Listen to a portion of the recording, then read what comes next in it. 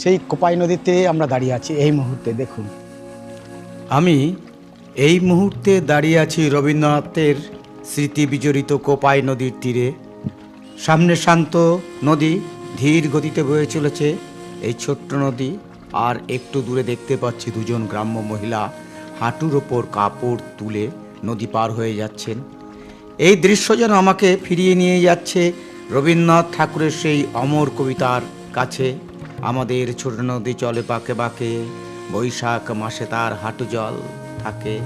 আজ এত বছর পরেও মনে হয় এই নদীর বুকে, এই গ্রামের নিস্তব্ধ পরিবেশে কবিতার সেই চিত্র যেন এখনো জীবন্ত হয়ে আছে।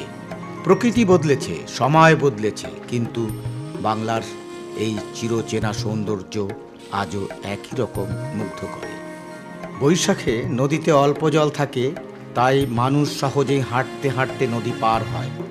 বর্ষাকালে আবার নদী ভরে ওঠে, তার রূপ একেবারে বদলে যায়। তখন শান্তিনিকেতনে যদি আপনারা কখনো বেড়াতে আসেন, তবে এই নদীর তীরে দাঁড়ালে আপনাদের বারবার সেই কবিতাটির কথাই বারবার মনে আসবে। পার হয়ে যায় গরু, পার হয় গাড়ি, দুই ধার উঁচু তার ঢালু তার পারি, চিক চিক করে বালি, কোথা নাই কাঁধা, দুই ধারে কাশবন ফুলে ফুলে।